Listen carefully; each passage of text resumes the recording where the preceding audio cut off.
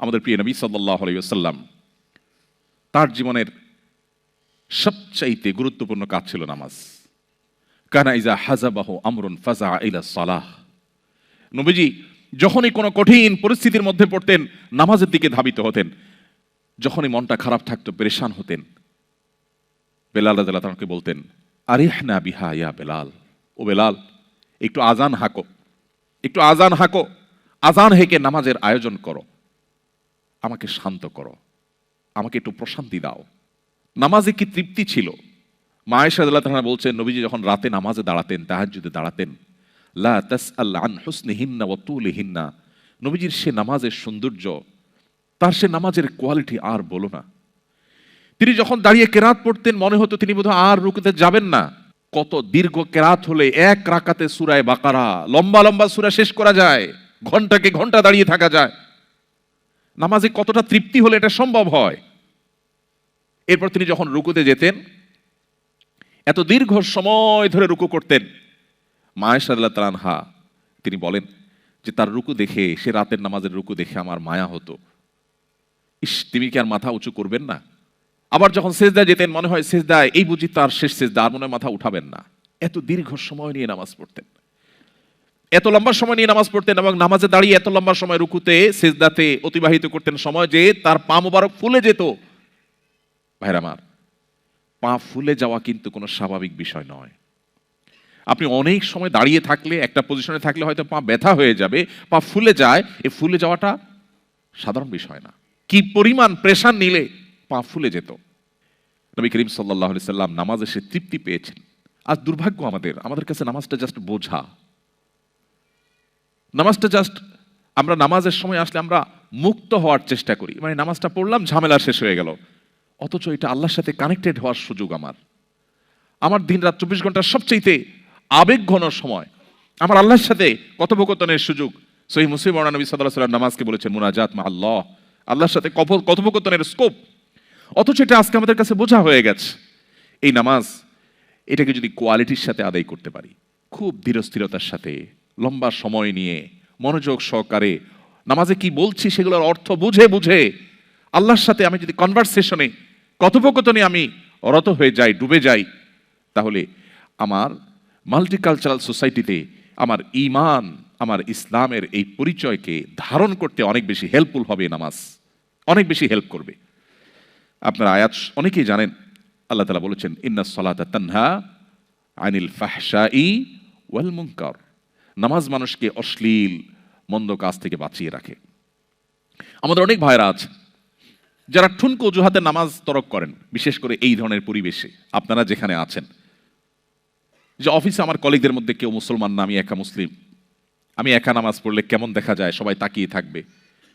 অথবা আমি বাহিরে আছি, তো সেখানে নামাজ পড়তে গেলে কেমন দেখা যাবে, এখানে কোনো মসজিদ পাচ্ছি না আশেপাশে, এদিকে ওয়াক্ত শেষ হয়ে যাচ্ছে, তাহলে আমি নামাজ না পড়লে, নামাজ পড়তে গেলে সবাই আমার দিকে তাকিয়ে থাকবে, বা আমি একটু বিব্রতকর পরিস্থিতি পড়বো। এরকম ঠুনকো অজুহাতে আমরা অনেকে নামাজ ছেড়ে দেই। এটা হলো আমাদের ইমানের দুর্বলতার কারণে, আমার ইমানের দুর্বলতার কারণে। একজন ইমানদার তার জীবনে কোনো অবস্থাতে তিনি নামাজ ত্যাগ করতে পারেন না। ইসলামে অনেক বিষয়ের ত্যাগ, এটার বিকল্প আছে, কিন্তু নামাজ ত্যাগের বিকল্প নেই। এই জন্য কোনো মুসলিম নামাজ ত্যাগ করতে পারেন না। মুহাম্মদ সাল্লাল্লাহু আলাইহি সাল্লামের সময় মুনাফিক যারা ছিল তারাও নামাজ পড়তো। যারা ভিতরে ভিতরে অমুসলিমদের চর ছিল, তারা নামাজের সময় মসজিদে উপস্থিত হতো। এই জন্য এই পরিবেশে যদি আপনি 5 ওয়াক্ত নামাজকে সর্বোচ্চ গুরুত্বের সাথে আদায় করেন, আপনি যদি একাকী কোথাও কোনো অফিসে থাকেন, একাকী নামাজ পড়বেন। আপনি অন্তত ফরজটুকু হলো আপনাকে পড়তেই হবে। আপনার লাঞ্চের ব্রেকের সময় আপনি ওয়াশরুমে যাওয়ার যে সময়টা পাবেন, সেই সময়টা থেকে সেভ করে আপনাকে নামাজ পড়তে হবে, যে কোনো মূল্যে পড়তে হবে। তো যদি কেউ নামাজের ব্যাপারে এই নো কম্প্রোমাইজের জায়গায় যেতে পারে, আশা করা যায় তার ঈমানকে আল্লাহ তাআলা সেভ করবেন। কারণ অন্যায় অশ্লীলতা থেকে সে বাঁচতে পারবে, এই নামাজ তাকে প্রতিহত করবে তার সমস্ত বাধাগুলোকে। এই জন্য নামাজের ব্যাপারে আমাদের সর্বোচ্চ গুরুত্ব আরোপ করতে হবে। আমাদের বোনরা অনেক সময় দেখা যায় এমন কোনো পরিবেশে যান যে পুরুষরা যেখানে সেখানে ঘাসের উপর দাঁড়িয়ে গেল, বোনরা দাঁড়াতে পারেন না, কিন্তু তাদেরকেও দাঁড়াতে হবে। সবাই তাকিয়ে থাকবে, থাকুক না। হ্যাঁ, আমি বলছি না আপনাকে মানুষের চলাচলের রাস্তায় আপনাকে দাঁড়িয়ে যেতে। আমি বলছি না আপনাকে এমন কোনো জায়গায় দাঁড়িয়ে যেতে যে মুসলমানদের সম্পর্কে এখানকার অন্য ধর্মাবলম্বীরা বাজে ভুল ধারণা নেয়, আমি সেটা বলছি না। নিশ্চয়ই আপনি 2 রাকাত নামাজ পড়ার মতো জায়গা আপনি বের করে নিতে পারবেন, সেটা আপনাকে করতেই হবে। অতএব এই জায়গাটাতে আমাদের কোনো কম্প্রোমাইজ করা চলবে না। আমাদের সাবকন্টিনেন্টে যারা আমরা মুসলমান, আমাদের মধ্যে একটা ধারণা জন্মেছে যে নামাজ না পড়লে কি হয়েছে, ঈমান আছে। অনেক বেনামাজিকে নামাজের কথা বললে বলে, ভাই নামাজ না পড়লে কি হয়েছে, আমার ঈমান আছে। নাম আতর আলী, গায়ের থেকে দুর্গন্ধ আসে।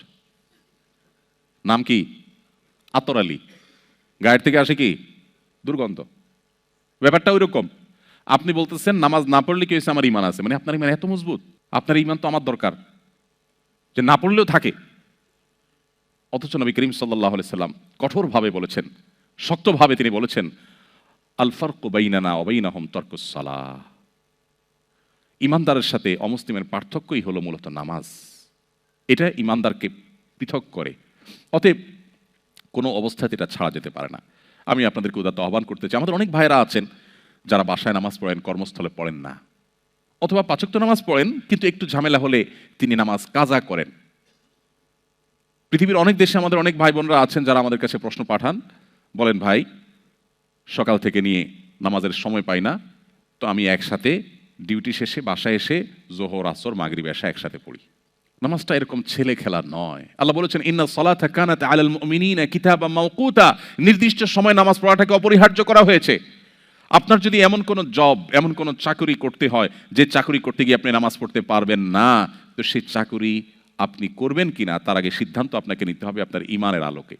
আপনাকে যদি আমি অফার করি যে আপনি একটি জব আপনার সামনে আছে, আপনি একটা চাকরি করবেন, সেখানে আপনি ডিউটি চলাকালীন সময়ে শুধু নিঃশ্বাসটা বন্ধ করে রাখতে হবে, স্যালারি পাবেন আপনি 1 বিলিয়ন, কেউ করবে এই চাকরি? কারণ স্যালারি তো পরের কথা, প্রথম দিনের কয়েক সেকেন্ডের পরেই তো আমি মারা যাব। তো 1 বিলিয়ন যদি আমি পাইও, এটাতে আমি কি করব? ঈমানদারের কাছে নামাজটা সেরকম। আমার নামাজ যদি পড়াই না যায়, আমার ঈমানে যদি না থাকে, তো আমি এই চাকরি দিয়ে কি করব?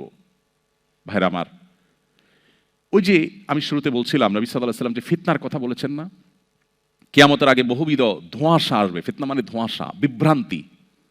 চকচকে লাইফ, কালারফুল জীবন, এটার হাতছানি আমাদেরকে ডাকে। আমাদের মনে হয় এটা পেয়ে গেলে, আমি পিআর পেলে, পাসপোর্ট পেলে, অমুক জায়গায় যেতে পারলে, তমুক ক্যারিয়ারে উঠতে পারলে, অমুক জায়গায় পৌঁছতে পারলে বোধহয় আমি সুখ শান্তি পেয়ে যাব। সেটা পাওয়ার পরে আমাদের মনে হয় না, তেমন কোনো পরিবর্তন হয়নি। এগুলা নিছকই মরিচিকার মতো, মানুষকে পাগলের মতো, পঙ্গপালের মতো ডাকতে থাকে, টানতে থাকে। ছাত্র জীবনে মনে হয় ভালো রেজাল্ট করলে বোধহয় আমি সাকসেস হয়ে যাব। অনেক কষ্ট করে রেজাল্ট করার পর দেখা যায় অনেকে সাকসেস হতে পারেন নাই। এরপর মনে হয় ঘুষ দিয়ে হোক, চুরি করে হোক, দুর্নীতি করে হোক, 2 নাম্বারি করে হোক, একটা চাকরি পেলে বোধহয় আমি সোনার হরিণ পেয়ে যাব। হয়তো চাকরি পেয়েও যায়, কিন্তু সুখ হয়তো তার আর ধরা দেয় না। এভাবে বিভিন্ন পার্থিব লোভ লালসার মোহনীয় হাতছানি আমাদেরকে ডাকে। নবী সাল্লাল্লাহু আলাইহি ওয়াসাল্লাম সেই কথাই ইঙ্গিত করেছেন, ফিতনা সমূহের মধ্যে থেকে এগুলো এক রকমের ফিতনা, যে লাল নীল লাইফ, রঙিন জীবন, কালারফুল লাইফ, এটার লোভে আমরা পাগলের মতো ছুটতে থাকি, নামাজ পড়ি না, নামাজকে কম্প্রোমাইজ করি আমার জব ঠিক রাখতে গিয়ে। এটা কোনো মুসলিমের কাজ না। এই কাজ করলে সে মাল্টিকালচারাল সোসাইটিকে আজ হোক আর 2 দিন পরে সে হারিয়ে যেতে বাধ্য। সে অতল গভীরে হারিয়ে যাবে, এই ফিতনার অন্ধকারে সে ডুবে যাবে। নিজেকে সেভ করার জন্য নামাজটাকে নো কম্প্রোমাইজের লেভেলে রাখার কোনো বিকল্প নাই।